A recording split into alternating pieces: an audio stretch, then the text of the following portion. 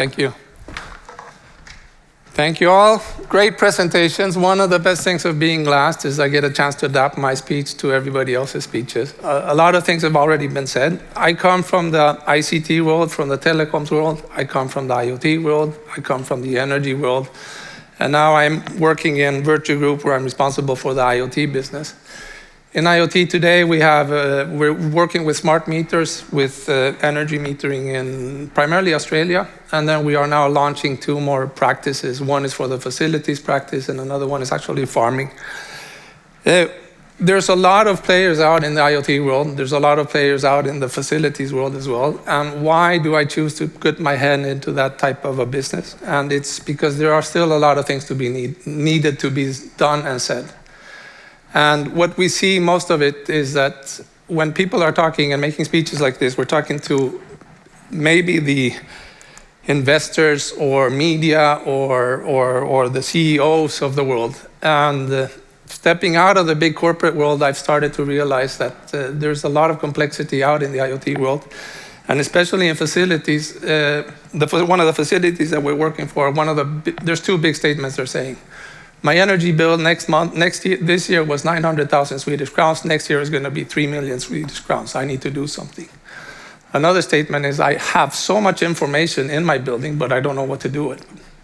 And this is where we're positioning ourselves, is little bit of looking at what are the real needs beyond all of the big facilities owners, even the smaller and medium-sized facility owners. What is it that you have? What is it that you need? And then these words have already been said. We need to increase the comfort. It's the air quality as such. The footprint has been talked about, but it's becoming more and more important. We talk about energy footprint. We talk about CO2 footprint. And if you look at what's happening in the financial communities, there's going to be problems with interest rates. There's going to be problems with getting loans if you don't have a solid story on your footprint. And last but not least, not that much has been spoken about it, but we're talking also to the maintenance people. And what we are really trying to do is basically, out of all of this information, how can you abstract it and get it into a format that actually makes sense? And if you think a parallel would be, if you think about the doctors, when you come to the emergency room, they check your temperature, they check your heartbeat, and then they check your blood pressure.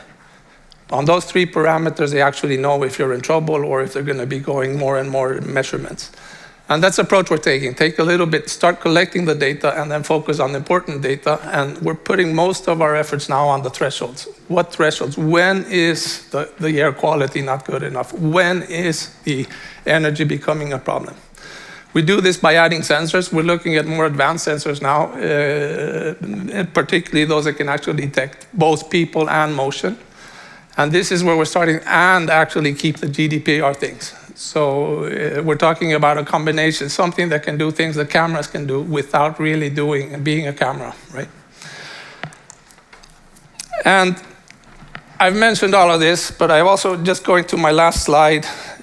Just to keep your time here, I promised to talk about the 5G as well.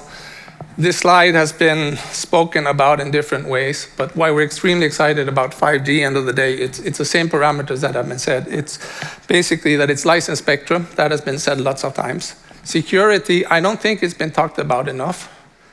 You do have the security. You also can have the aspect of having a known network into a system like this.